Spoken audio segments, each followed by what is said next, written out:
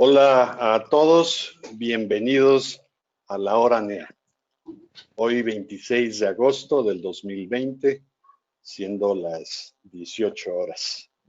Estamos muy contentos porque hemos recibido retroalimentación de que estamos haciendo bien nuestro trabajo.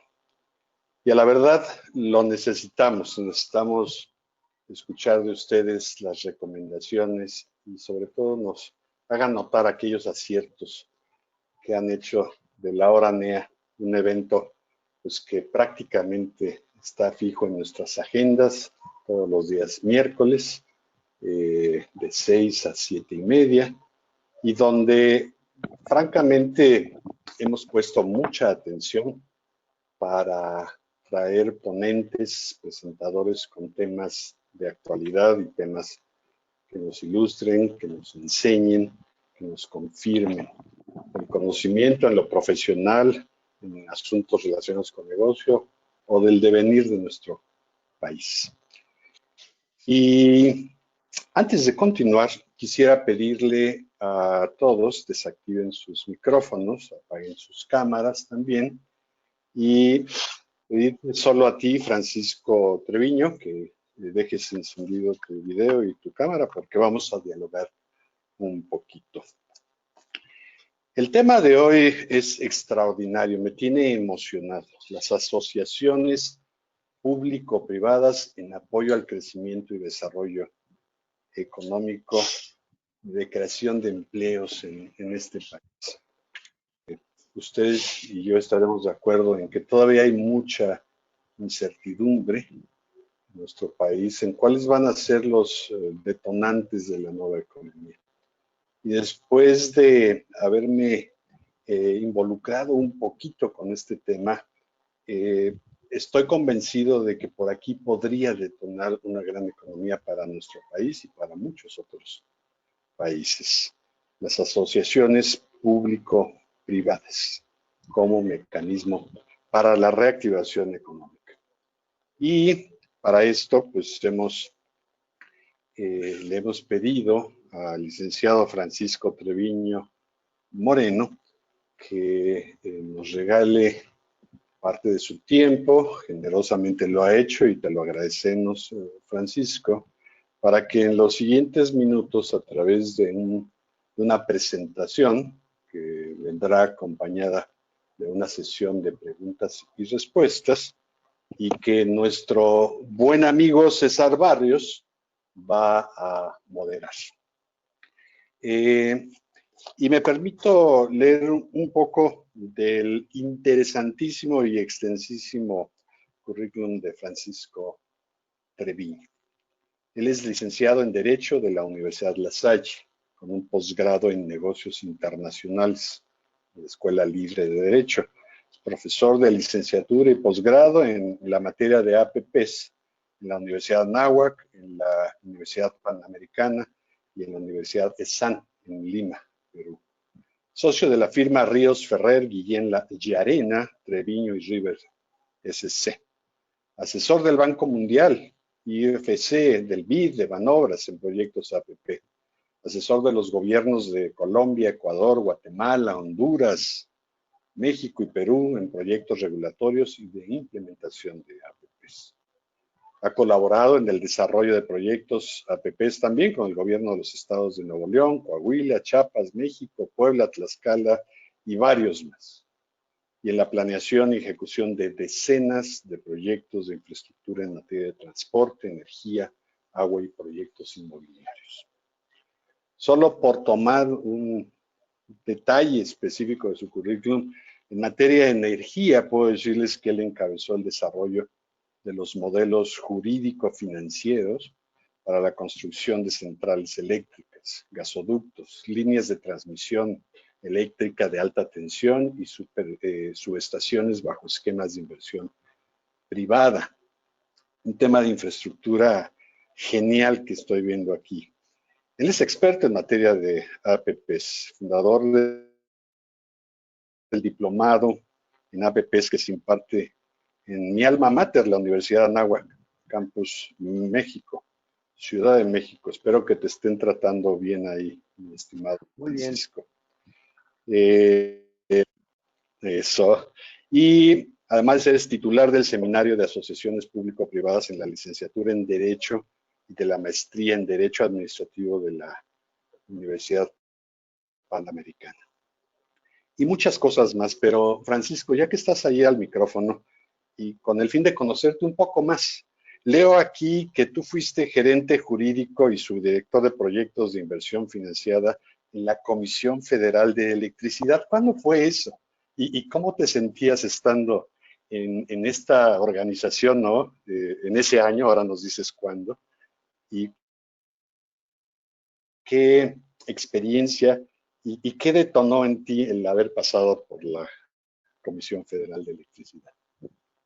Pues muchas gracias, Jesús, muy generosa tu presentación, muy cordial, muchas gracias. Les aprecio mucho a Rodrigo, a César, a ti y pues a las personas que nos están escuchando. Algunos de ellos somos buenos amigos desde hace tiempo.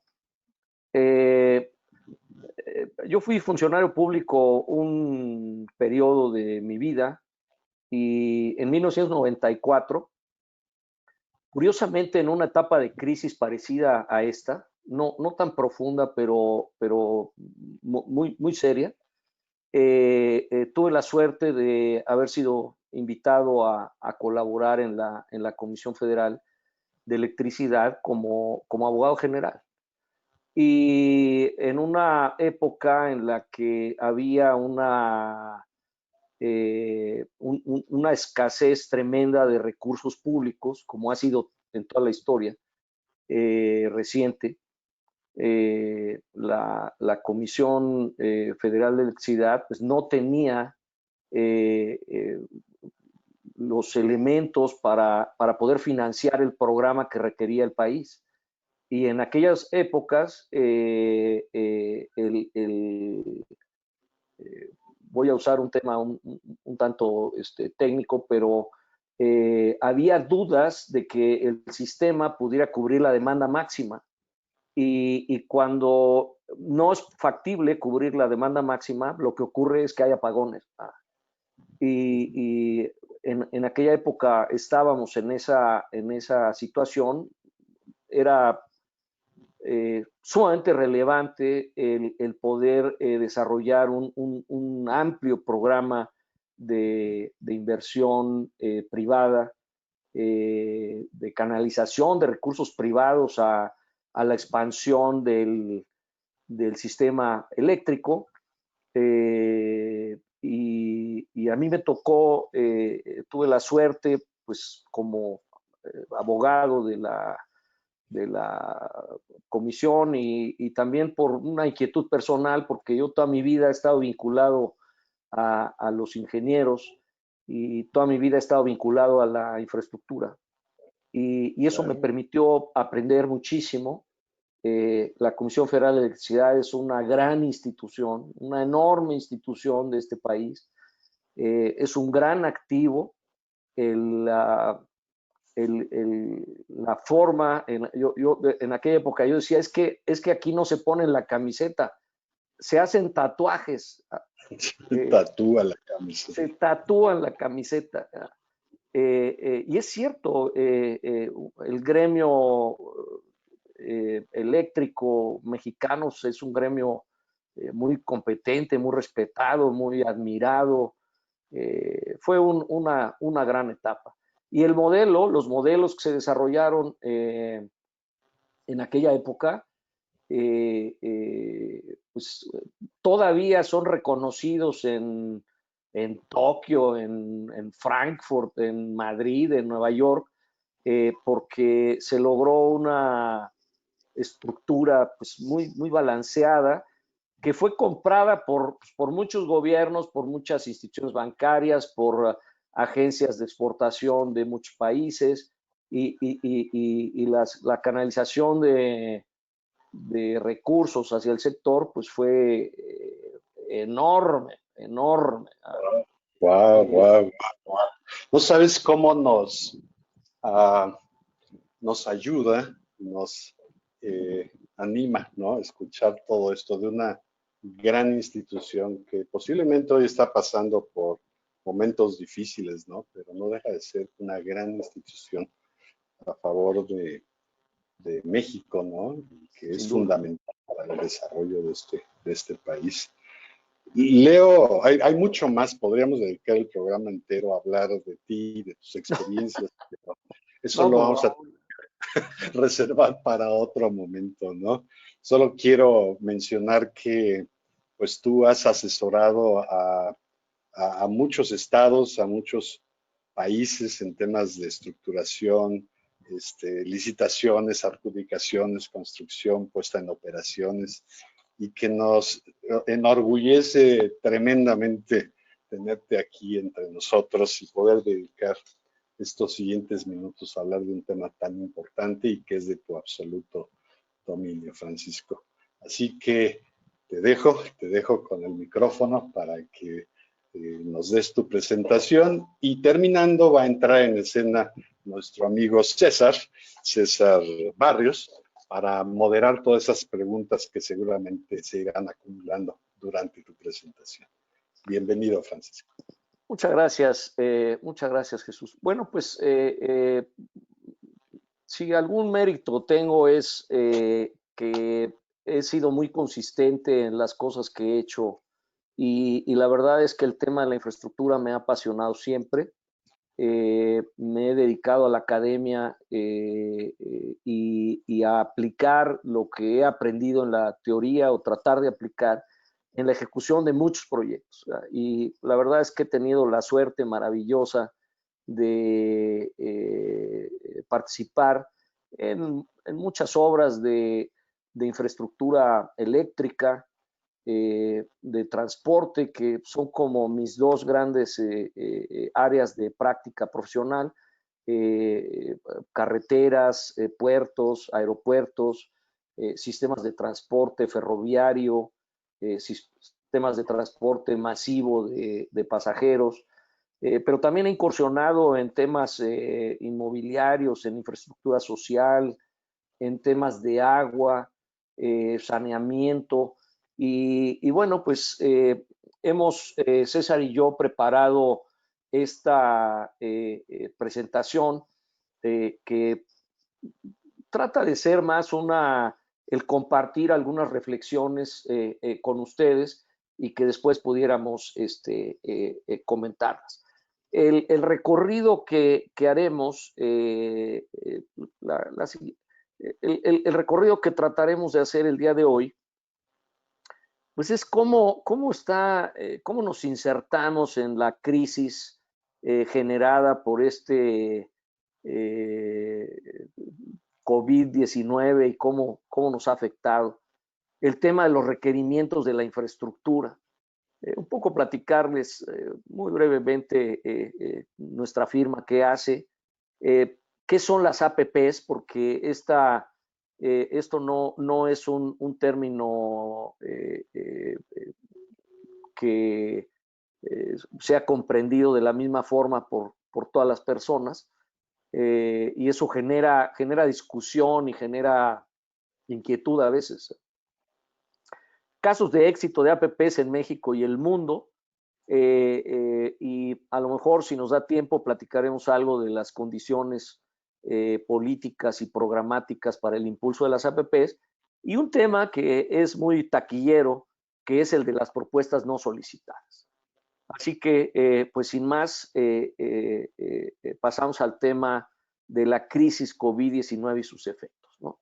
Esta crisis, pues, vemos, como decía Rodrigo al principio, llevamos varios meses escuchando noticias difíciles, alarmantes, complicadas, y sin duda, sin ninguna duda, ya lo estamos enfrentando, padeciendo.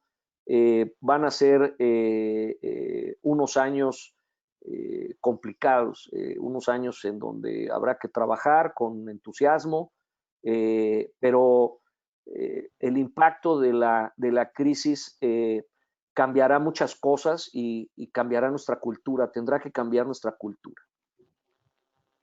La siguiente, por favor.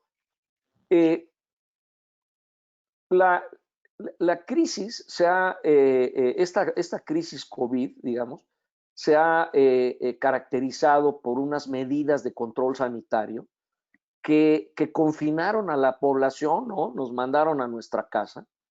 Y esto pues generó una suspensión de las actividades en general de las personas y en la prestación de servicios, incluidas las actividades del gobierno en sus tres órdenes, ¿no? El municipal, el local y el federal. El impacto primario de estas medidas, pues se vio reflejado clarísimamente en una reducción del consumo. Prácticamente al indicador que volteemos a ver, ha habido una reducción drástica, sustancial del consumo. Ha habido una paralización de gran parte del aparato productivo, y una reducción de las exportaciones, que es uno de los pilares del desarrollo del país. Como consecuencia de estas circunstancias, el día de hoy estuve participando en una complicada reunión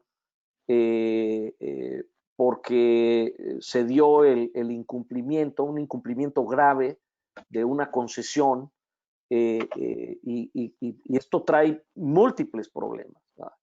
Y yo les comentaba que esta historia que vi el día de hoy en la mañana se ha multiplicado por millones en todo el mundo, cómo los contratos han sido incumplidos en una cadena en efecto dominó, en donde las cadenas de producción han sido severamente afectadas, muy severamente afectadas, y pues con efectos jurídicos y económicos y sociales pues muy dramáticos, ¿no? De un tremendo impacto. Algunos efectos concomitantes pues, es que hay costos que serán irrecuperables para las empresas. Y esto hará que aquellas empresas que no tengan ciertas capacidades cerrarán. Y el cierre de empresas, pues es un efecto profundo, de enormes consecuencias, y que ya estamos viendo los efectos, ¿no? Cerca de 1 millón de empleos perdidos. Como consecuencia, pues, los ingresos fiscales se reducen, hay una reducción del gasto del gobierno, que también pues, las compras públicas, el gasto del gobierno es un componente muy relevante del PIB y ese se ha visto reducido también sustancialmente, ¿no? La siguiente, César, por favor. En medio de este escenario, pues hay unos tremendos requerimientos de infraestructura, ¿no? Se habla de que la caída de la inversión pública será del orden del 40%, se sumará, ya venía, ¿no? Los requerimientos son del orden mínimo del 5% del PIB, ¿no? Esto es más o menos 70,000 millones de dólares. Y un elemento muy interesante es el efecto multiplicador de la infraestructura, ¿no? Aquí hay un factor de 1.6 en el corto plazo en Málaga, España. Ahorita vamos a comentar otro indicador. La siguiente, por favor. Llenos de información, ¿no? Una superabundancia de información con muchas informaciones relacionadas pues con el tema de la infraestructura. Habemos muchos que volteamos a ver a la infraestructura porque sabemos que es un tema muy relevante. La siguiente. Sin embargo, o sea, tenemos una enorme necesidad de infraestructura, pero hay un enorme déficit de inversión en esta materia. Deberíamos estar invirtiendo del orden del 5% del PIB como mínimo. Lo ideal sería el 8%. La anterior, por favor.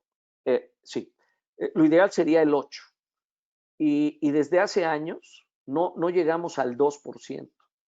Entonces, estamos muy lejos de lo que sería óptimo, de lo que los países que han logrado salir del hoyo, por utilizar una expresión coloquial, han invertido. Y hay por ahí un micrófono prendido, si quisieran apagarlo, por favor. Como verán ustedes aquí, no alcanzamos a llegar al 2% de PIB. La siguiente, por favor. Esta es una gráfica del Banco de México que nos muestra cómo la inversión pública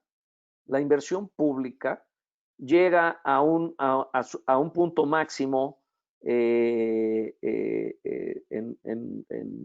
tres lustros, en 2009, en el sexenio del presidente Calderón, y vemos aquí cómo la caída de la inversión pública hasta la última parte de 2018, pues es tremenda, ¿no?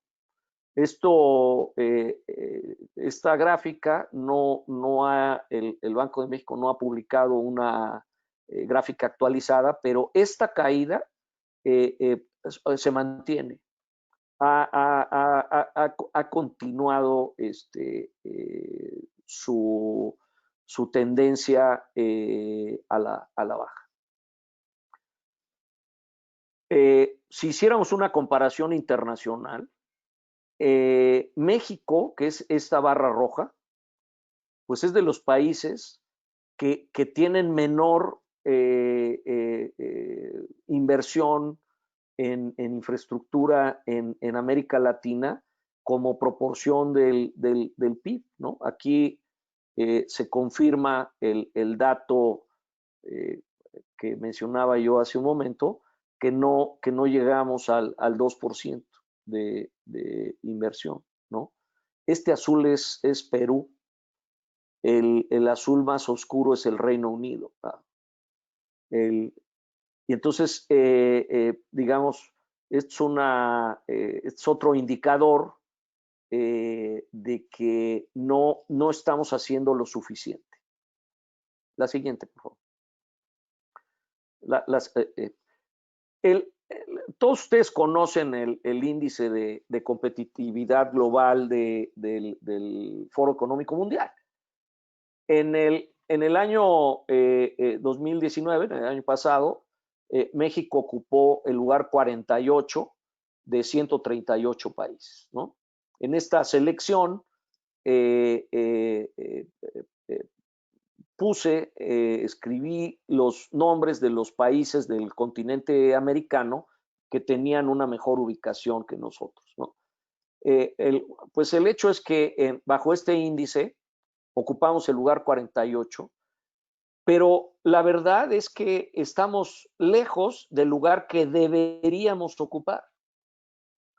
Estamos lejos del lugar que deberíamos ocupar en función de la infraestructura que tenemos y de otra serie de indicadores, como sería el tamaño de nuestra economía, el tamaño de nuestro territorio, el tamaño de nuestra población, el lugar que ocupamos en términos de intercambio comercial, la infraestructura que tenemos en términos de aeropuertos, puertos, líneas telefónicas, pasajeros transportados, etcétera.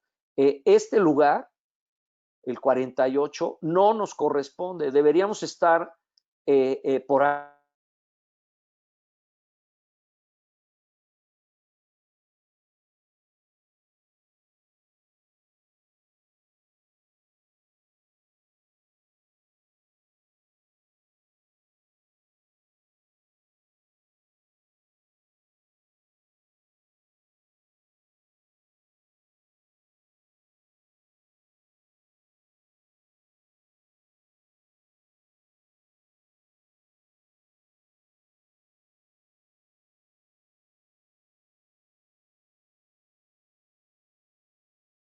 Creo que tenemos problemas técnicos con Francisco. Vamos a tratar de recuperar su conexión.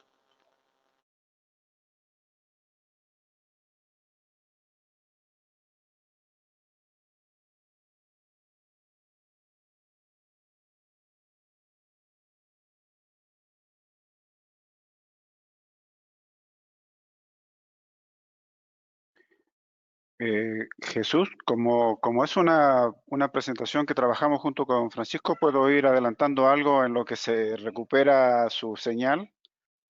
¿Te parece? Sí, creo que es lo más conveniente. Seguramente se deshabilitó su conexión y tardaron un poco en conectar. Pues adelante, César, es nuestro ideal plan B. Muchas gracias. Eh, Vamos a ver aquí. El mismo índice de competitividad que comentaba Francisco señala aquí en primer lugar nuestras dificultades en México para hacer negocios y corrupción. Es quizás la primera, aunque a estas alturas creo que el concepto ya nos tiene un poco cansados, pero desde luego es un gran tema, particularmente ahora que muchos de las infraestructuras y de los proyectos que que se realizaron en el corto plazo inmediato que acaba de pasar han tenido unos anuncios, unos detalles, una serie de cuestionamientos que tienen fundamentos, pero que de pasada le echan tierra a todo un mecanismo que ha sido muy exitoso, no solo en América Latina, sino que en todo el mundo. Eh, la pregunta que hace Francisco, o que nos hacemos en general respecto de la inversión en infraestructura es, eh, ¿de qué depende mejorar? ¿Qué se requiere para mejorar nuestra infraestructura? Y desde luego que tiene que ver con capital humano. Las instituciones tienen que tenemos disponer, contar con instituciones maduras, robustas. Hay en estos momentos también un fuerte cuestionamiento a toda la institucionalidad en México, y yo creo que en toda América Latina se ha hecho un serio cuestionamiento a la calidad de estas, al sentido que tienen las instituciones, y de fondo, de paso, todas nuestras democracias están fuertemente cuestionadas. Y por supuesto que la infraestructura es allí un pilar fundamental de lo que se requiere para mejorar nuestra calidad de vida. Eh, esta gráfica de tres componentes a mí me parece básico porque señalamos con mucho énfasis en la necesidad y los requerimientos de infraestructura, pero esto es una condición fundamental, pero no necesaria. Es básico también contar y disponer con un capital humano muy serio, muy preparado, muy capacitado, pero también con unas instituciones que tengan una fortaleza que nos permitan sustentar a los otros dos pilares. Entonces aquí vienen dos preguntas fundamentales. ¿Puede y debe el Estado atender todas las necesidades de infraestructuras y de servicios de la población? ¿El sector privado, la sociedad, puede y debe además participar en estos mejoramientos? Me está llegando una llamada de Francisco, la voy a contestar. Permítanme un momento. Hola.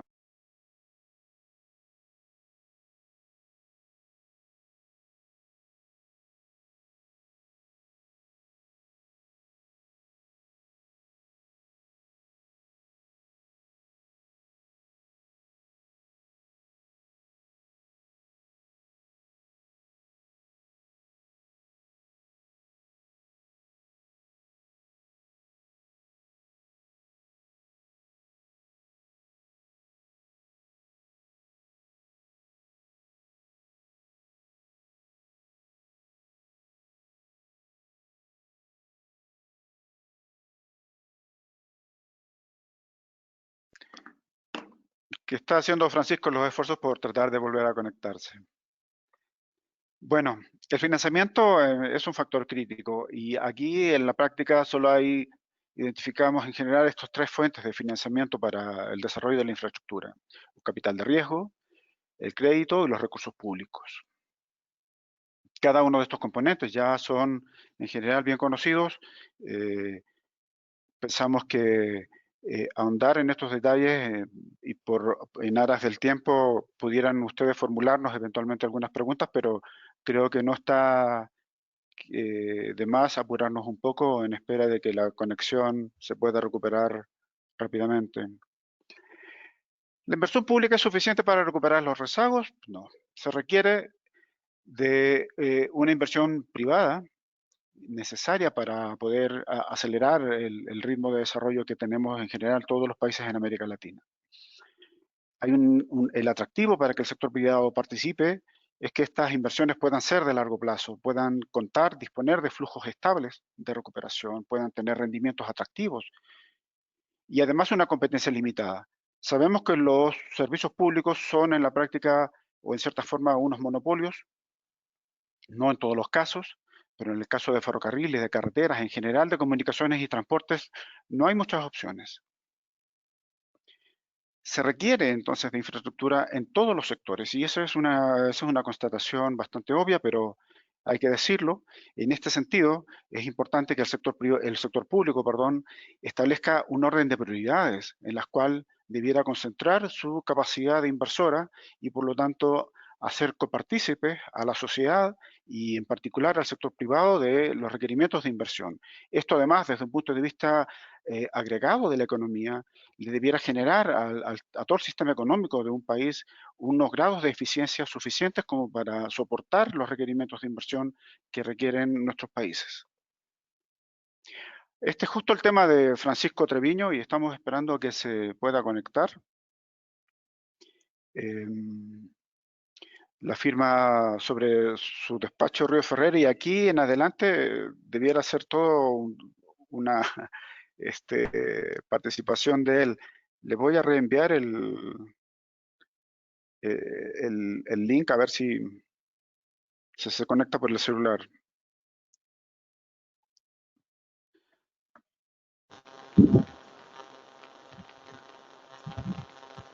Bueno, César, mientras se conecta, Francisco, quisiera yo hacer aquí un breve comentario. Yo le dediqué 10 años de los más de 40 años que llevo trabajando al tema de la infraestructura y su financiamiento. Y algo que aprendí yo en este mundo es que la infraestructura es indispensable para el desarrollo de los países. El mayor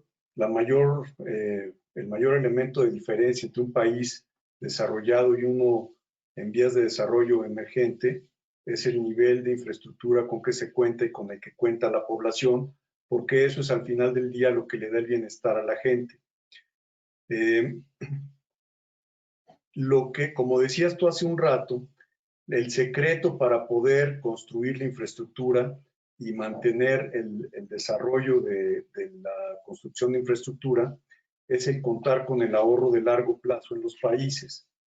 En México, desde el año 97, se formó el sistema de ahorro para el retiro y esto fue por inspiración de lo que se vio, y bueno, el Banco Mundial lo recomendaba, pero que es la manera en la que los países desarrollados han financiado su infraestructura. O sea, en el sistema bancario no hay dinero para pagar por la infraestructura que se necesita construir. Entonces, para construir infraestructura se necesita del ahorro de largo plazo de los trabajadores de los países, que es normalmente a través de los fondos de pensiones, y por el otro lado, utilizar el mercado de valores. Estas dos son las fuentes principales con las que se puede contar. Hoy en día también existe el capital privado, sin duda, que lo complementa. Pero cuando va a entrar capital privado para construir infraestructura en cualquier lugar, normalmente, a menos de que sean fondos muy especializados, normalmente les gusta que parte del riesgo sea compartido, ya sea por el mercado de valores y también por los mismos fondos de pensiones de los países. Entonces, es muy interesante ver que la infraestructura cambia la forma de vida de la gente, en la medida en la que se van construyendo las calles en primer lugar, después el drenaje, el agua, la luz, el gas, que le pueda llegar a la gente. Después las telecomunicaciones, las carreteras, todo lo que se refiere a transporte dentro de las ciudades, la transportación, la energía. Si recuerdan, hace un mes y medio o algo así, que tuvimos el foro de energía, nuestros expertos nos decían que en México en los próximos 10 años se requieren de 100,000 millones de dólares, nada más en el rubro de energía en México. Y que el gobierno actualmente creo que cuenta con 7,000 o 10,000, algo así. O sea, no hay manera de que se construya la infraestructura de energía que se necesita en el país solamente con los recursos del sector público. Entonces, esto es algo en lo que las AFORES tienen que jugar un papel importante, el capital de riesgo también juega un papel importante, los mismos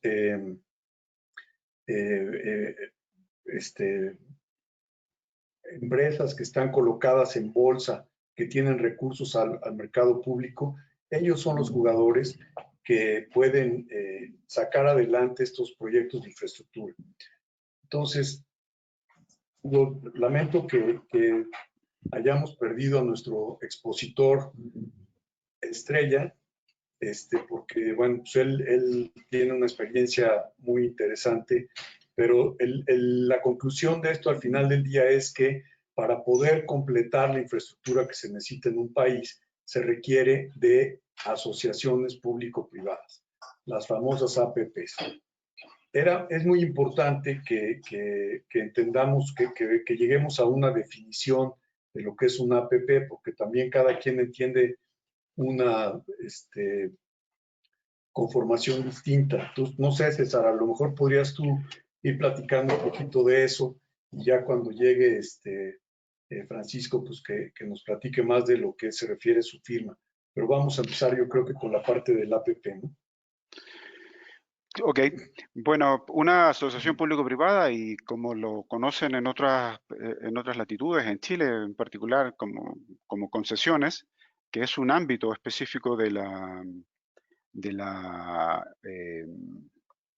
asociaciones público-privadas. Tenemos en primer lugar lo tradicional, que es la obra pública con financiamiento público, que se realiza ya sea que a través de deuda o a través de recursos públicos regulares. Existen también los contratos de administración y de mantenimiento, que son todas aquellas licitaciones que hace el sector público para que infraestructura pública pueda ser mantenida, se le pueda dar un aumento de la vida útil de estas, particularmente los sectores carreteros y de comunicaciones y transportes. Concesiones es el mecanismo a través de los cuales son las más conocidas, y entre esas están en donde se le concesiona la construcción y la obra al privado, o se le concesiona únicamente la operación. Hay otros procesos de asociación público-privada en donde se generan bienes y servicios públicos, pero en el cual la propiedad pasa a ser también parte del privado, y estos son ya prácticamente las privatizaciones.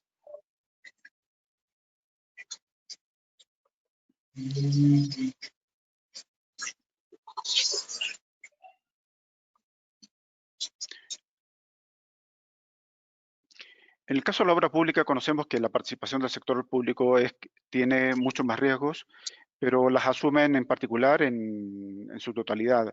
Aquí es importante, yo creo, que hacer una pausa y aclarar un poco. Aquí en México hemos visto mucho que se le ha dado un tratamiento de deuda pública a las asociaciones público-privadas, porque el sector público se compromete a un contrato de largo plazo y a pagar con una cierta regularidad por los servicios que presta el privado. y ante eso se firman instrumentos de deuda o de créditos por los cuales el prestador privado del servicio recibe una contrapartida financiera por prestar estos servicios. En el caso de la obra pública, el sector público no está obligado a generar un flujo de mantenimiento y de operación en estos proyectos públicos. De ahí que en muchos casos los proyectos de APP cuentan con altos estándares de operación y de calidad del servicio, y los servicios públicos han visto, además, en contrapartida con algunos proyectos público-privados, su pérdida de calidad y de servicio. Muchos elefantes blancos hemos visto que surgen a partir de obras públicas que se han hecho y no han tenido recursos para operar.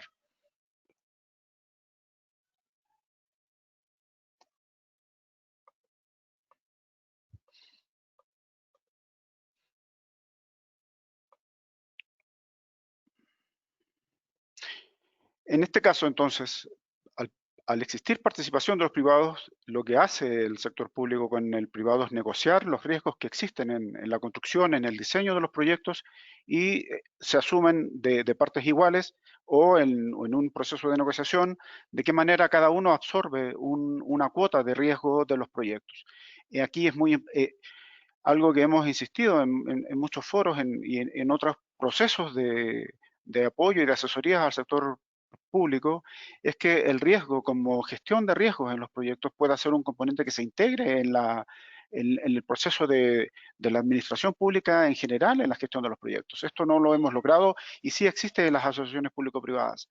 Y estos riesgos son desde catástrofes naturales, que cortan caminos, que tiran puentes, que en fin debilitan y afectan las infraestructuras, ante los cuales se contratan seguros de riesgos, o existen otro tipo de riesgos durante los procesos constructivos que tienen que ver con procesos sociales o políticos, en donde no hubo una consulta suficiente, ni los proyectos en su origen, en su planificación, tuvieron una debida comunicación con la comunidad. Entonces hay riesgos de tipo ambientales, en donde se tiene que relocalizar la ubicación de los proyectos. Hay una serie de riesgos asociados a las diferentes etapas del proyecto. Entonces, en cada uno de estos procesos, el Estado o el sector público asume ciertos riesgos y el sector privado asume otros, los que son más naturales y los que en general debieran generar unas mayores eficiencias en el proceso, son distribuidas de esa manera a través de procesos de negociación.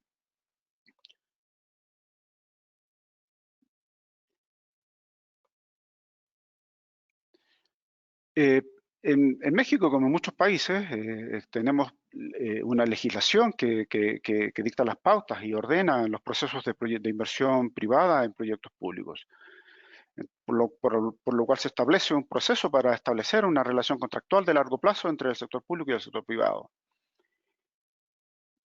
Se definen también las instancias que dirimen los procesos, quienes pueden contratar procesos y proyectos de tipo público-privados. No cualquiera puede hacerlo. Hay en general una fuerte participación de los ministerios o de las secretarías de finanzas y de haciendas en estos procesos. Para la prestación de un servicio público es importante que existan procesos de competencia muy fuertes, mayoristas, intermediarios y un usuario final bien identificados. En general, todo el proceso de planificación de los proyectos tiene aquí, en estos casos, una preparación y una rigurosidad mucho mayor de la que en general el sector público lo hace con sus propios proyectos.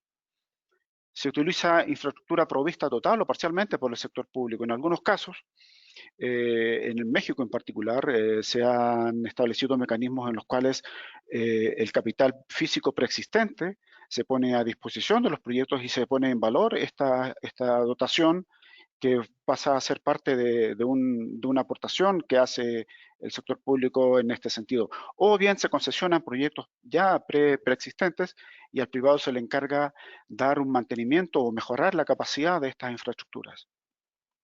Y en general todos buscan aumentar el bienestar social y los niveles de inversión en el país. Aquí también es importante señalar que el sector público le define un estándar al privado con el cual debe establecer la prestación de estos servicios. El caso del sector salud, por ejemplo, No solamente se le define la cantidad de camas y de servicios que debe prestar, se define también un estándar y una regularidad en el cual el privado debe estar ofreciendo este servicio. Estos estándares de calidad son parte del contrato con el cual el sector, el privado, se compromete a brindar un servicio con una calidad. Y el incumplimiento de esto le significa, por lo tanto, al privado amonestaciones o penalizaciones o, en su caso, revisiones de los contratos.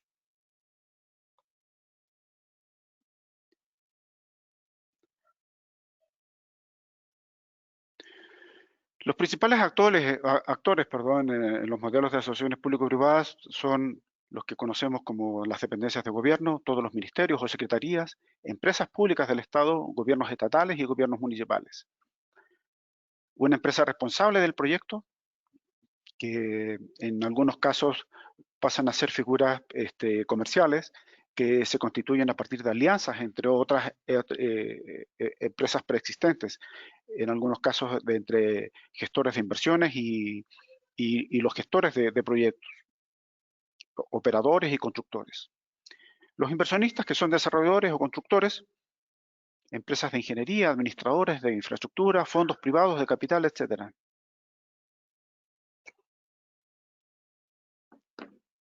Entre las comunicaciones con mi teléfono, que le tengo que prestar atención, y esto me estoy viendo un poco tardado, pero ustedes disculpen este plan B. Los contratistas en general son empresas constructoras de diferentes especialidades, y esto, aquí también tenemos operadores, que son empresas especializadas de operación y de gestión de la infraestructura. Aquí hay también consultores especializados en diversos ámbitos. Una especialidad muy relevante en los últimos años ha sido los gestores de riesgos de proyectos, los gerentes de proyectos, también especialistas en el ámbito social y ambiental, con particular énfasis en infraestructura. También ha sido un grupo de profesionales que se han sumado de manera importante a la gestión de proyectos de asociaciones público-privadas.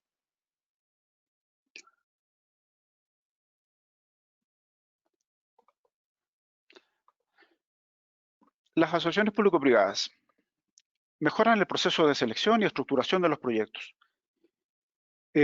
Activan las fuerzas de mercado globales, porque en general se realizan convocatorias internacionales para la presentación de las mejores opciones de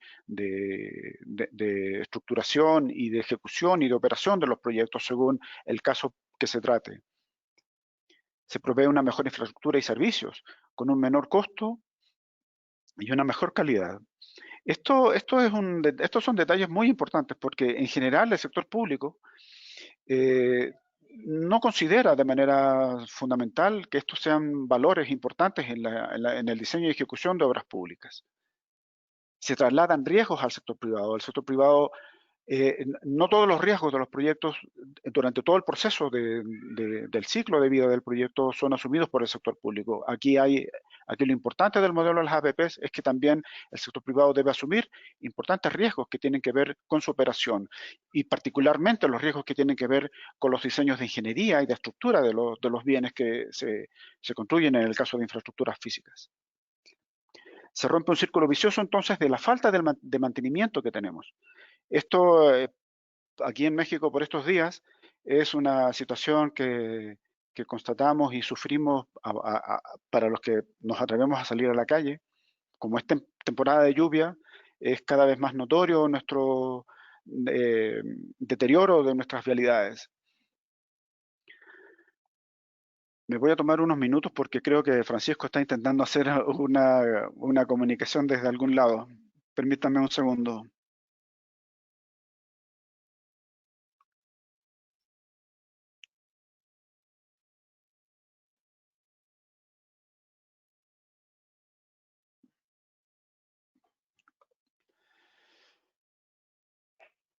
En un esquema tradicional de inversión pública, por lo general el gasto de inversión se convierte en deuda. El esfuerzo financiero lo hace el gobierno en el corto plazo. Aquí se concentra todo el proceso de inversión y de construcción, en general el tema desde el punto de vista presupuestario. Por lo tanto, hay restricciones presupuestarias que afectan la capacidad constructiva del sector público. El desembolso de los montos de inversión durante el proceso de construcción es la parte fundamental hay una retención sustancial de los riesgos, demoras y sobrecostos en los procesos de construcción. Esto es particularmente un asunto que afecta en general a nuestro sector público en su capacidad de inversión. De ejecutar y de diseñar y ejecutar y planificar de manera con una cierta calidad la obra pública.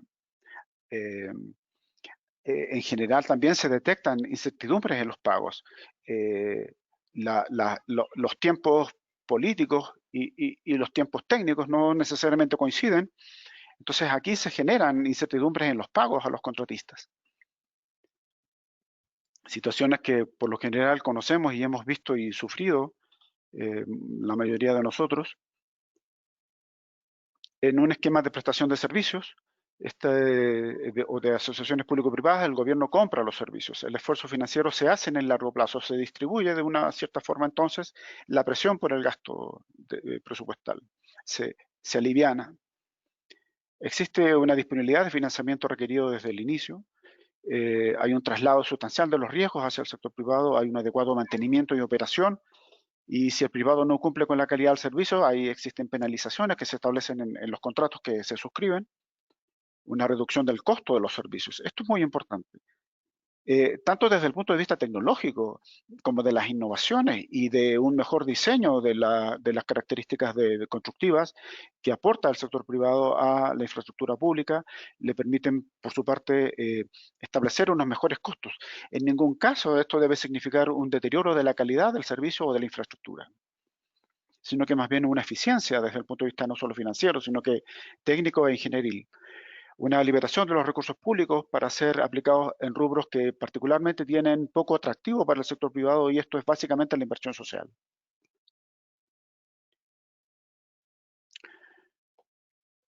Bueno, es lo que señalaba Francisco al inicio, el papel de la infraestructura como columna vertebral del desarrollo es algo que está muy comprobado con diferentes datos.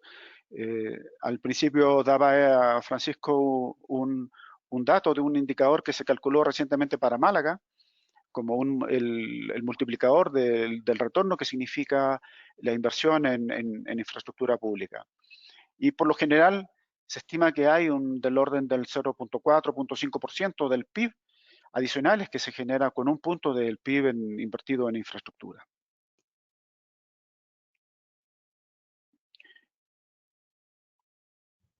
Se necesita una visión para acelerar la recuperación económica y generar empleo desde una perspectiva de la infraestructura. El sector privado en México, desde inicios de la presente administración, ha tenido acercamientos y propuestas para el sector público, particularmente para el gobierno federal, en el sentido de hacer un esfuerzo conjunto de inversión que permita acelerar los ritmos de crecimiento en el país. Esto también se ha visto en los últimos meses en diferentes países de América Latina, anuncios de parte del sector privado de hacer un compromiso con el sector gubernamental en el sentido de hacerse cargo de una parte importante de los requerimientos de inversión que requiere el país en circunstancias de una caída de los ingresos públicos, en circunstancias de una fuerte presión del gasto público por un gasto social que es lógico que tenga que existir en estos momentos. Hay un refuerzo de proyectos de largo plazo. Esto es particularmente importante en general y en lo personal. Siempre se dice que es suficiente contar con el financiamiento y con la disponibilidad de capital, de recursos financieros para desarrollar infraestructura, y esto no es cierto. Creo que lo fundamental es disponer de una cartera de proyectos que no solamente sean deseos de inversión y que no solamente sean decisiones de inversión. No basta con tener la decisión tomada de querer desarrollar determinadas infraestructuras. Estos además tienen que tener un desarrollo y una planificación y sustentarse en estudios técnicos que factibilicen, que comprueben su factibilidad no solo financiera, sino que social, ambiental, técnica, etcétera.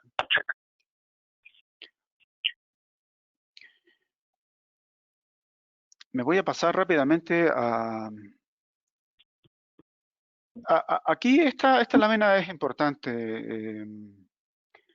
Las asociaciones público-privadas entre mitos y realidades. uno de los mitos es que no existe dinero público para hacer infraestructura, por lo tanto se opta por una asociación público-privada. La realidad es que las asociaciones público-privadas requieren tanto dinero público y requieren tiempo. Por lo tanto, eso de que no hay recursos y por lo tanto vamos a un privado para que saque el proyecto, eso es también una fantasía. Todos los proyectos pueden ser como una APP, en cierta forma, pero en realidad solo algunos proyectos son susceptibles de ser ejecutados, diseñados a través de algún mecanismo de asociación público-privada. Otro mito es que no se pueden hacer asociaciones público-privadas porque salen más caras que hacerlas con recursos públicos. Solo se deben hacer asociaciones público-privadas cuando se acredita un valor por dinero, cuando los estudios técnicos específicos para los proyectos APP dan resultados positivos en el sentido de que realizarlo a través de un mecanismo público-privado es mucho mejor, es mucho más conveniente desde un punto de vista de la eficiencia económica y desde otros puntos de vista que se pueda encargar a través de estos mecanismos. Y que las APP son una forma de privatización, también es un mito. Lo cierto es que las asociaciones público-privadas nunca pierden, el bien público nunca pierde su esencia de servicio público. Se establecen cuotas y se establecen peajes, retornos para el privado que en general pueden estar cargadas en parte al usuario o al beneficiario, pero también en general el sector público tiene que asumir parte de los compromisos de prestación del servicio, estableciendo subsidios para que la demanda pueda acceder a ellos.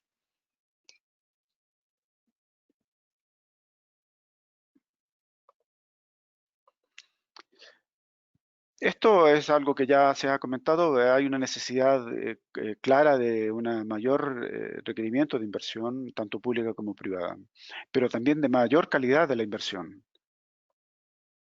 El espacio fiscal del gobierno está reducido y en estos tiempos mucho más. Es clave la participación del sector privado. Hay financiamiento, pero no hay proyectos adecuadamente seleccionados y preparados. Este es nuestro muro de los lamentos en prácticamente muchos de nuestros países, las deficiencias en la calidad de nuestros proyectos. Es indispensable fortalecer la capacidad institucional para mejorar la planificación y la preparación de proyectos. Y bueno, utilizar fórmulas como las propuestas no solicitadas, ya a mí me parece que este es un dato muy, muy importante. Las propuestas no solicitadas son proyectos que el sector el sector público no tenía en mente ni en planes a realizar, pero un privado identifica una necesidad y una oportunidad de inversión y le plantea al sector público el realizar determinada infraestructura.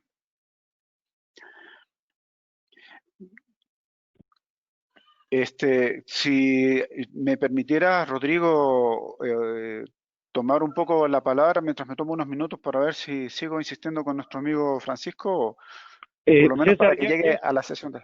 ¿Ya estás acá? César, estoy conectado vía telefónica. No he podido restablecer la comunicación vía internet, pero aquí ando. Ah, mira, yo te estaba robando la película, entonces si gustan yo me callo y porque tú eres aquí el que tiene la invitación especial y tú eres la persona que estamos esperando escuchar todos. Así que te dejo de aquí en adelante, ¿te parece? Aquí un tema es que no puedo ver la presentación. Yo creo que lo estás haciendo mejor que yo. No, Si quieres, mira, lo que te pediríamos, Francisco, estamos en el punto 5, donde son los casos de éxito de las APPs en México y el mundo. Entonces, yo lo que te pido es si tú tienes forma de ver en tu pantalla o en tu teléfono o lo que sea, la presentación que amablemente habías preparado, tú nada más, estamos ahorita en casos de éxito de APPs en México y el mundo, y nada más nos vas diciendo y vamos cambiando las láminas. sí, con mucho gusto.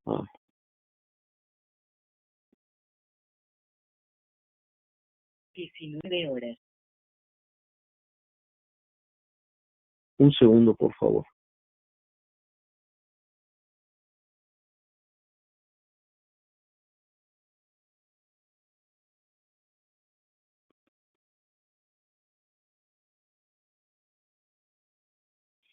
Este tema que estaba comentando ahora César, el tema de los mitos y las realidades, esto se vuelve sumamente relevante porque hay una discusión ideológica, ¿verdad? Y a veces las discusiones ideológicas pues no son tan abiertas, ni tan sinceras, ni tan racionales, ¿verdad?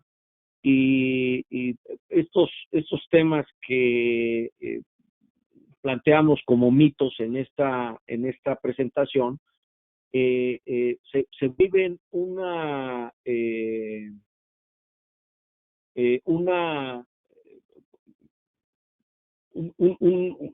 una base, como una titular de periódico que sin mucho fundamento pues genera un halo alrededor de una cierta idea y bueno, pues eso a veces desde el punto de vista comunicacional se vuelve efectivo, pero no es cierto. Este último concepto que acaba de mencionar César en relación a que hay dinero, pero no hay proyectos preparados. Esto es una gran verdad. Y es que tenemos un enorme problema con la planeación en México, una planeación cuando mucho para 5 años, por la estructura política y jurídica que rige nuestra administración. Y esa parte pues es sumamente nociva y genera a veces pues los monstruos que vemos, ¿no? A mí me llamaba mucho la atención un dato que el presidente López Obrador decía hace algún tiempo, recién tomada posición, que se habían encontrado, por ejemplo, 100 hospitales abandonados. Y imagínense ustedes,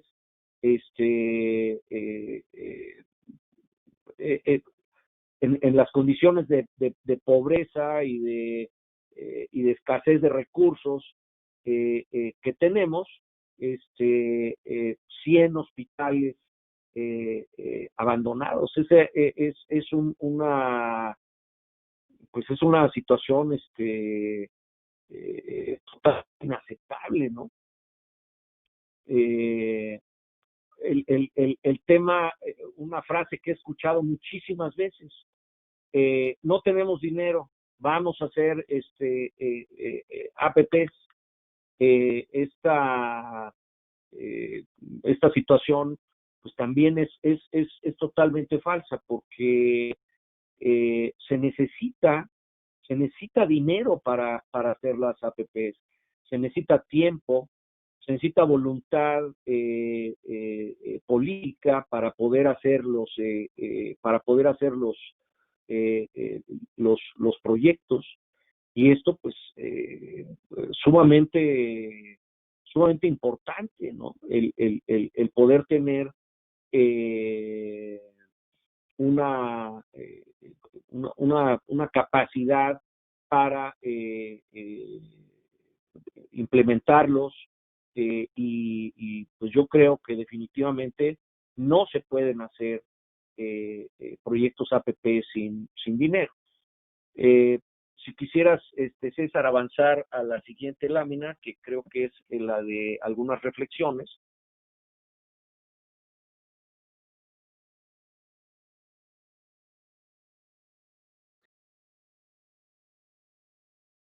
Sí, es correcto, Sí, ¿verdad? Me parece que es el día de la entropía, porque tampoco a mí me hace mucho caso. Estamos pasando al tema de las condiciones políticas y programáticas para el impulso de las APPs. Aquí yo te pediría, Francisco, si te es posible, mejor juntar este punto con el tema del marco regulatorio. Recordarás el caso de Quintana Roo, que quizás ha sido de las últimas legislaciones que se trabajaron recientemente. Entonces, darnos un panorama de lo que es el tema legal en México, y en particular quizás centrarnos un poco más en el aspecto de las propuestas no solicitadas. Eso porque el tiempo ya se nos está viniendo encima y quizás valga la pena. Esta presentación la pueden tener ustedes, se las podemos enviar a sus correos electrónicos y bueno, hacernos algunas consultas a Francisco. Con mucho gusto, me comprometo que él va a responder todo. Pero ¿te parece mejor así? Porque las condiciones políticas y programáticas para APP habíamos preparado algo que tenía que ver con la legislación mexicana, con las condiciones y propuestas del sector privado, que más o menos todos conocemos, qué propone y con qué apoya el Banco Mundial y el Banco Interamericano de Desarrollo, el IFC del Banco Mundial. Pero quizás concentrémonos en este punto de manera rápida, ¿te parece? Para no seguir la continuidad de las láminas, porque a mí aquí se me trabó y no me hace pasar más las láminas. Está muy lento. ¿Estás de acuerdo, Paco? Sí, de acuerdo. Y digamos, podemos ligar estos temas. Un problema que hay en México es una legislación tremendamente dispar. En un estudio que hicimos, analizamos la legislación sobre APPs que hay en 31 entidades federativas. Fíjense ustedes, 31 entidades federativas tienen su propia ley APP, con una diversidad del tamaño que ustedes la quieran ver, desde algunos ordenamientos, pues digamos, muy sencillos, que son más bien presupuestarios, hasta pues esta legislación de Quintana Roo, la ley APP de Quintana Roo, no porque la hayamos hecho entre César y yo, pero es la mejor que hay en el país, muy moderna, con participación social, con mucha transparencia, con un mecanismo de planeación bastante bueno, y es notable cómo en Quintana Roo en este momento se están preparando proyectos sumamente interesantes. Un viaducto de alta tecnología que cruzaría la laguna de Michupté para conectar el bulevar Luis Donaldo Colosio con el bulevar Cuculcán del otro lado, una obra de una altísima complejidad técnico-ambiental, ¿no? Y está por salir a licitación. Está en proceso un tren que se parece mucho a un monorriel, también con un diseño extraordinario que pudiera conectar el aeropuerto con la zona hotelera y el centro de Cancún. Es un viejo anhelo de esta ciudad, que tiene uno de los índices de crecimiento más altos del país, y esta legislación lo está llevando a cabo. Hubo la fortuna de que el gobierno de Quintana Roo creara una agencia especializada para el desarrollo de proyectos capaz de movilizar inversión privada. Y lo que está ocurriendo pues, es que el conformar una estructura institucional profesional, competente, adecuadamente entrenada para mover este tipo de estructuras, les está dando muy buen resultado. Se están haciendo muchas cosas en Quintana Roo. Y ojalá pues este ejemplo lo siguieran otras entidades federativas y que lo llevara a cabo el gobierno federal. Aquí a nivel del gobierno federal no hay una agencia especializada en APPs, y las instancias que desarrollan proyectos pues también con sus altibajos y sus claroscuros, a veces pues con severos fracasos, en otros con grandes éxitos, a veces con procedimientos de licitación pues que no han sido ni un ejemplo de transparencia, ni de competitividad, ni de una adecuada estructuración, y otros que han sido exitosísimos, ¿verdad? Con una enorme competencia. Y la verdad, sí, cuando un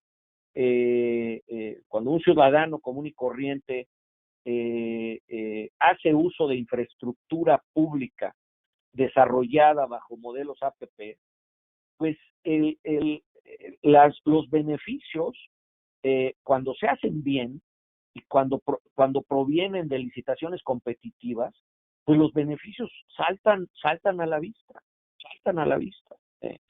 Yo había planteado una lámina de reflexiones con la cual pensaba finalizar esta presentación para dar espacio a un intercambio de preguntas y respuestas.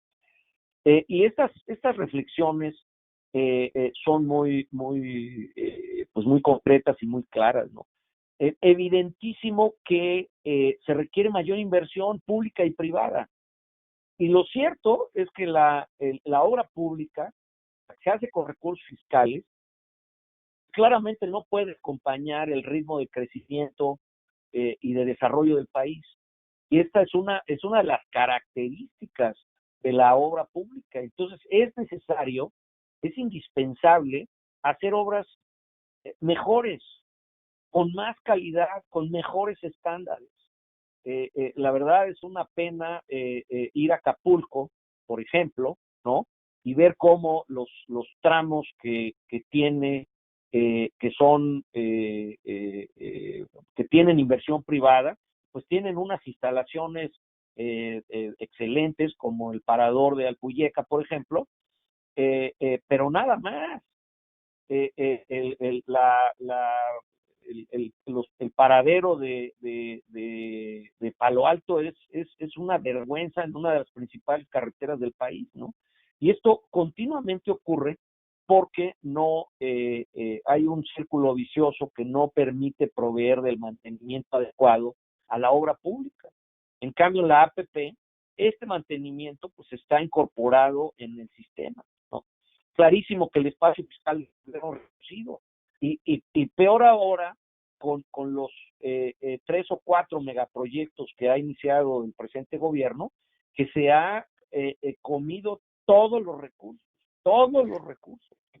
Francisco, si me permites. ¿Sí? Si me permites una interrupción para pasar ahora, que en los pocos minutos que nos van quedando para la sesión de preguntas, porque justo hay una pregunta que nos hace nuestro amigo Carlos Estrella, que dice que es evidente la caída de la inversión pública, pero en particular en esta actual administración es que la infraestructura no atiende una demanda y necesidades reales, por lo cual se generan más costos que beneficios al país.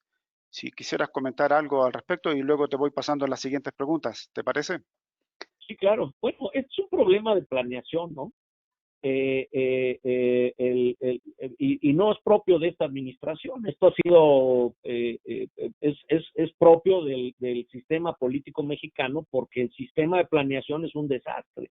Entonces, como no tenemos un esquema de planeación a largo plazo, pues cada administración llega con sus ideas y las implementa, ¿no? La administración anterior planteó la construcción de 4 sistemas de transporte ferroviario y no acabó ninguno. Y ahí está el tren México-Toluca, que se dijo que los estudios, que yo los he visto, los estudios de planeación, que iba a costar 36,000 millones, lleva 60,000 millones y faltan otros 30,000. Y el proyecto lleva más de 2 años parado. Entonces tenemos un severísimo problema de planeación que deberíamos corregir.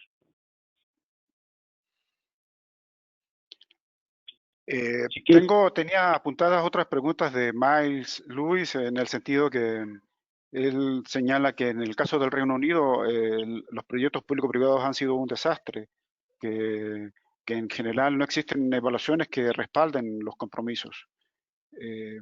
Si tú tuvieras algún comentario sobre esta opinión que nos hace Miles. Bueno, probablemente sea cierto, pero el hecho es que en el Reino Unido han hecho casi 1,000 proyectos, ¿no? Y esos 1,000 proyectos están funcionando y le han dado al Reino Unido una infraestructura extraordinaria, digamos, con muchísimo más sentido y mucho mejor planeados en términos de país que, por ejemplo, como se hizo en España, ¿no? Que ahí en España sí fue verdaderamente una fiesta.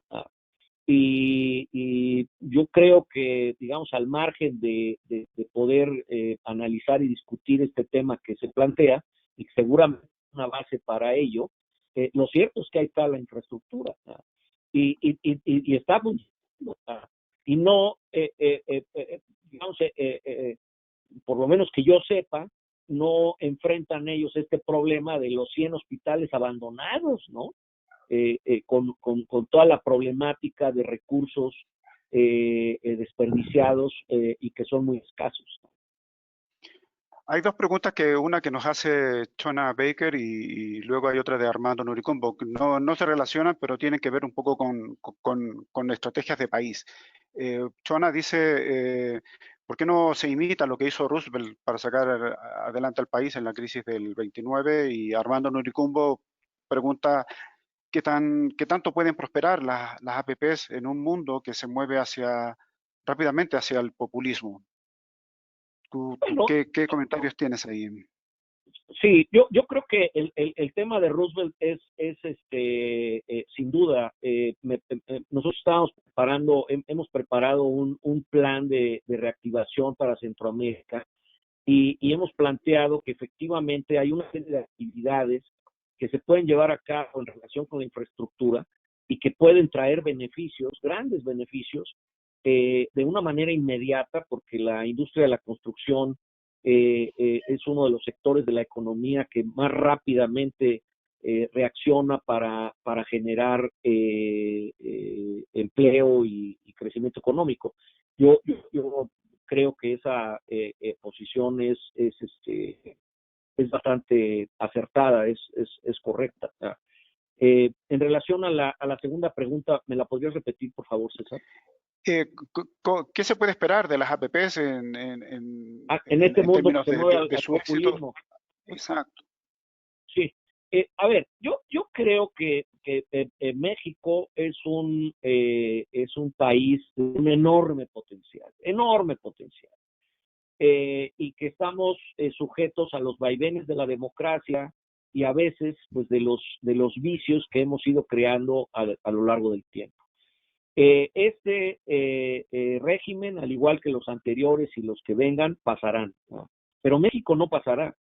Y cuando hablamos de una planta de agua o de una carretera o de un nuevo puerto, son infraestructuras pues que van a permanecer en México toda la vida, ¿no? Y que van a ayudar a que bajo el signo político y bajo la ideología política del momento, los ciudadanos, las personas, podamos acceder a mejores condiciones.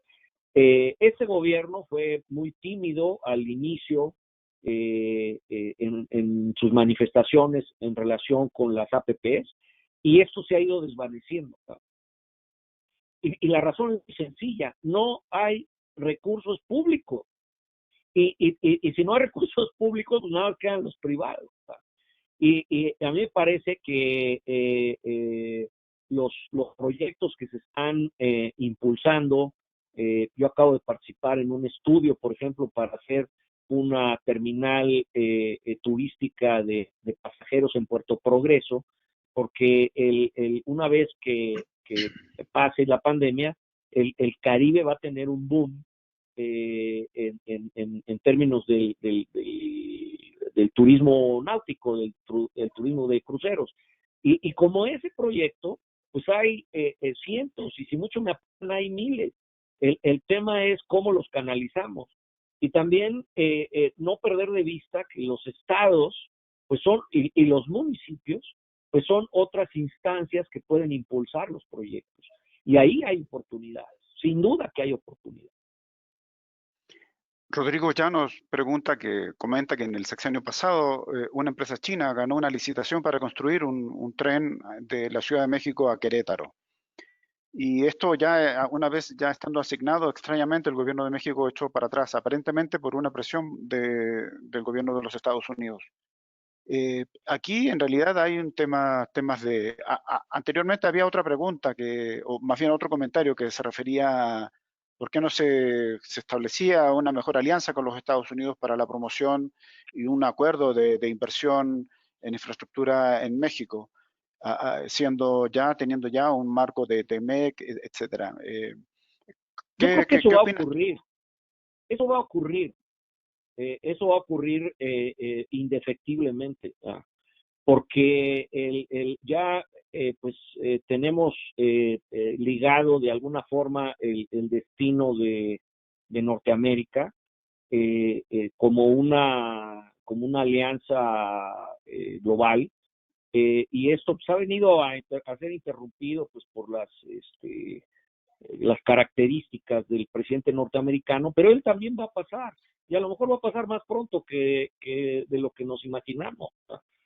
En relación a la pregunta de Rodrigo, quiero decirte que una de las peores vergüenzas que yo he pasado en mi vida como mexicano, estaba yo en Lima, Perú, dando una conferencia sobre algo parecido a esto que estamos hablando ahorita, y alguien me hizo la misma pregunta que tú, Rodrigo. Y esa licitación es un caso para ponerlo en un museo de los horrores de este país. Esa licitación, para la información de los que no están vinculados, se le otorgó para preparar los pliegos de la licitación, preveían un plazo de 30 días para presentar una oferta de un tren de alta velocidad. Éramos el hazmerreír mundial, porque eso lo único que evidenciaba era una enorme corrupción. No hay nadie en el mundo que sea capaz de preparar una oferta de una APP en 30 días. Ya mucho menos la de un tren de alta velocidad como ese. Y lo que ocurrió fue, al menos esa es mi percepción, es que la oposición al régimen en el Poder Legislativo obligaron a frenar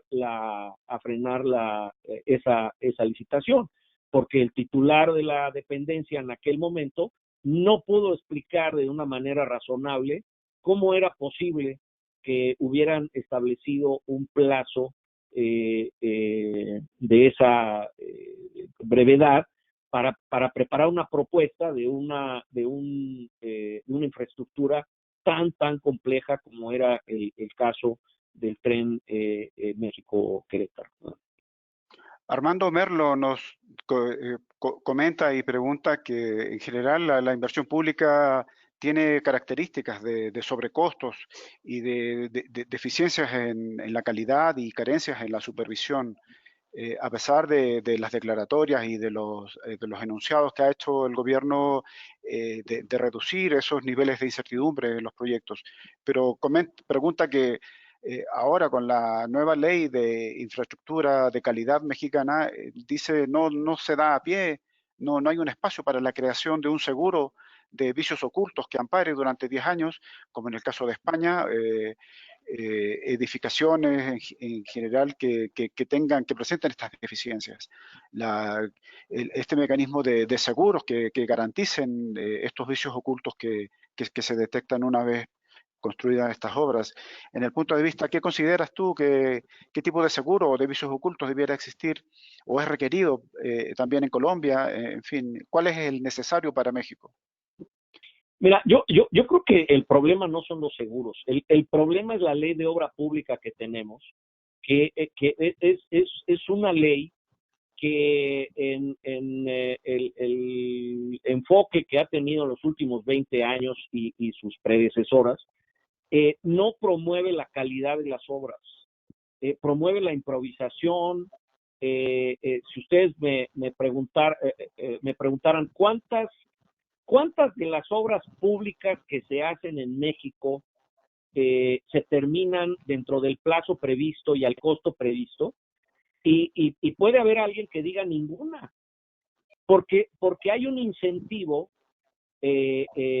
para generar reclamaciones, porque pues hay dinero de por medio y no hay un incentivo para planear bien los proyectos, para no iniciar un proyecto que no tenga los proyectos ejecutivos completos, que tenga el derecho de vía liberado, que se hayan llevado a cabo los estudios de ingeniería pues con la calidad y la profundidad de vida.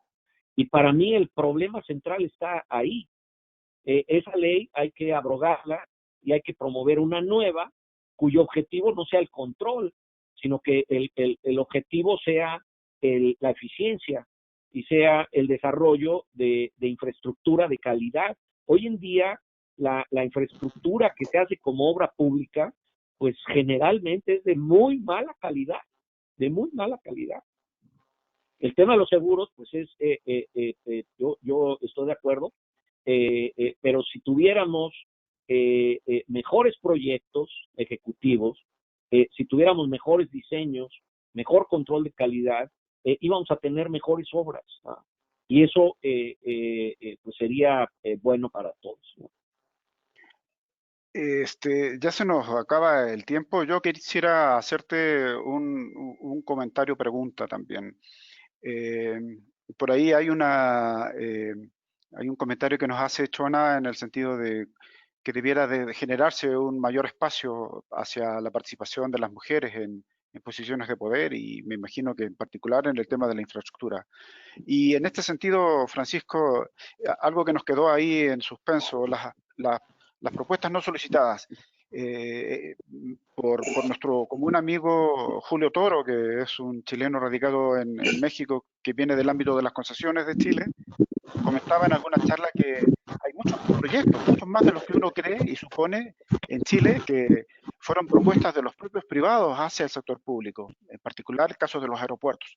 Este mecanismo de las propuestas no solicitadas es de bajo uso en México, pero en las entidades de los gobiernos subnacionales en el país, ¿qué margen de posibilidades se tienen para impulsar esto? Hemos estado platicando sobre telemedicina y otras posibilidades, pero ¿tú cómo ves este ámbito?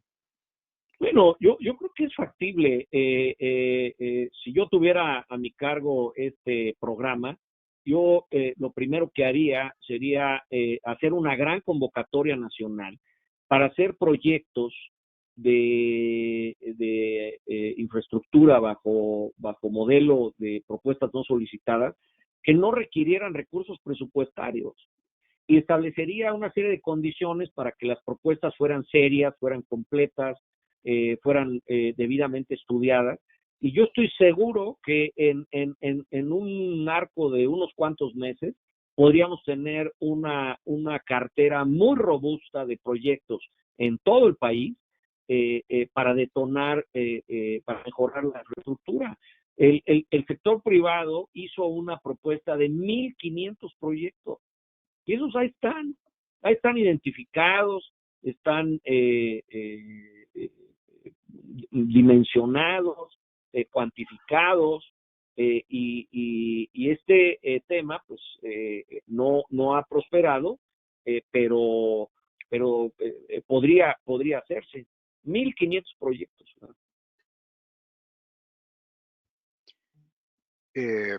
Estimado Jesús, si ahora nos apoyas con tu cierre y Francisco, agradecerte mucho esta paciencia y este tiempo a pesar de las dificultades tecnológicas. No tengo De más. verdad, yo lamento mucho y les ofrezco a todos una disculpa. Yo creo que hubo una falla generalizada de internet, porque no tengo internet en mi computadora. De verdad lo lamento, pero pues muchas gracias a Rodrigo y a Jesús por haberme invitado y compartir estos minutos con ustedes, ¿no? Al contrario, Francisco, gracias por estar con nosotros. A pesar de que Murphy se metió en nuestra conferencia, pero también, además de agradecerte este tiempo, felicitar al buen César, que hizo un excelente plan B, no lo teníamos planeado, y mitigaste muy bien el evento, mi buen César.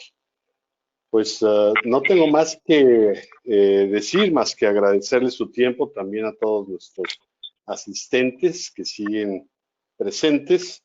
Recordar que esta presentación la estaremos distribuyendo entre ustedes pronto, tal vez el día de mañana.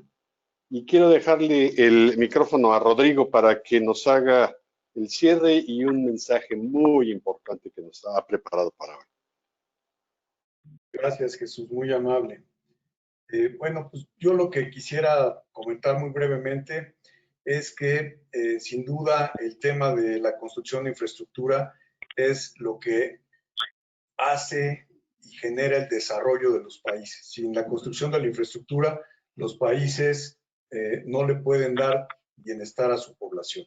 Entonces, es un tema fundamental y es un tema importantísimo para el desarrollo del país. Quiero agradecer muchísimo a Francisco Treviño su participación. Lamentamos los problemas técnicos a los que nos enfrentamos el día de hoy. Pues bueno, ahora sí que agradezco de forma muy especial a César Barrios por su intervención tan acertada y que nos pudo dar continuidad a la plática.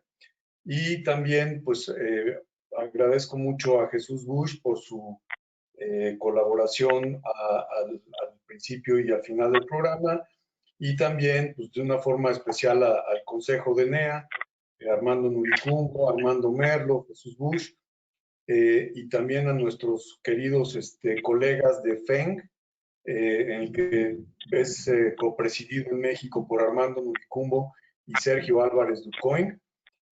También la gente que haya venido del Club 51, llevado por Eduardo Vázquez.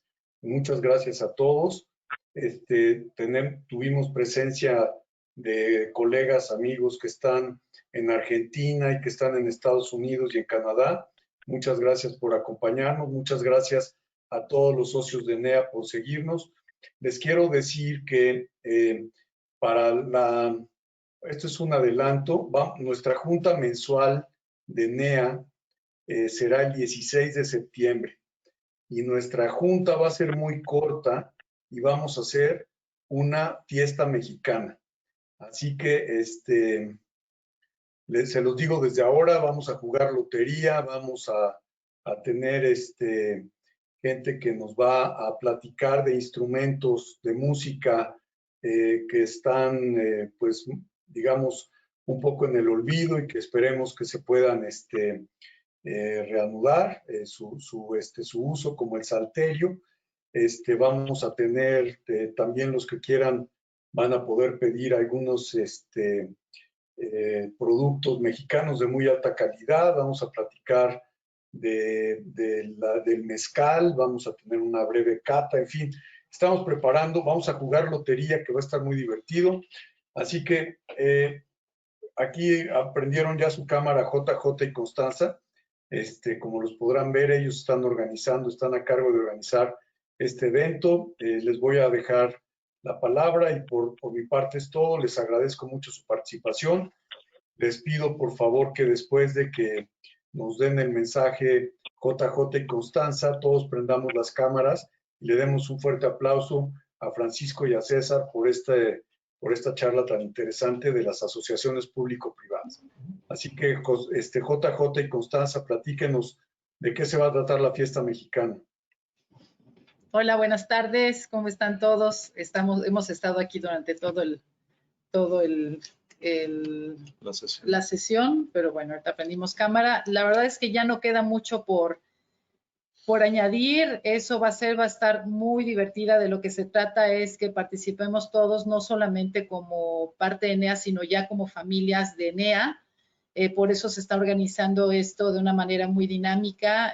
Como dice Rodrigo, va a haber una lotería, va a haber música, van a haber unas cápsulas muy interesantes con artesanos mexicanos. La verdad es que estamos preparándolo con mucho cariño junto con NEA. La verdad es que este es un trabajo en equipo y bueno, estaría increíble que todos quienes somos parte de NEA pudiéramos participar. Les vamos a mandar ya los detalles, pero la verdad es que estamos preparándolo para que sea un evento familiar, de amigos y familiar NEA.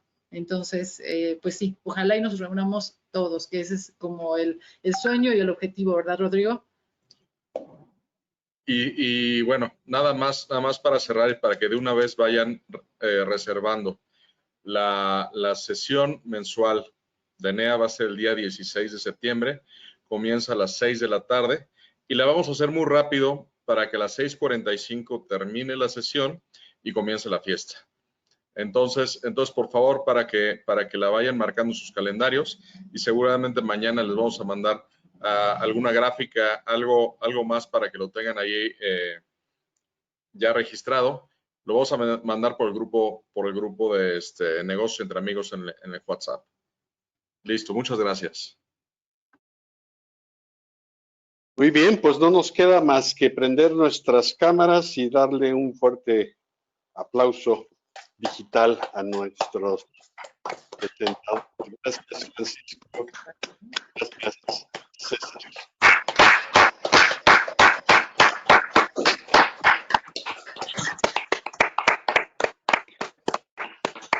Gracias a todos por su atención y su paciencia.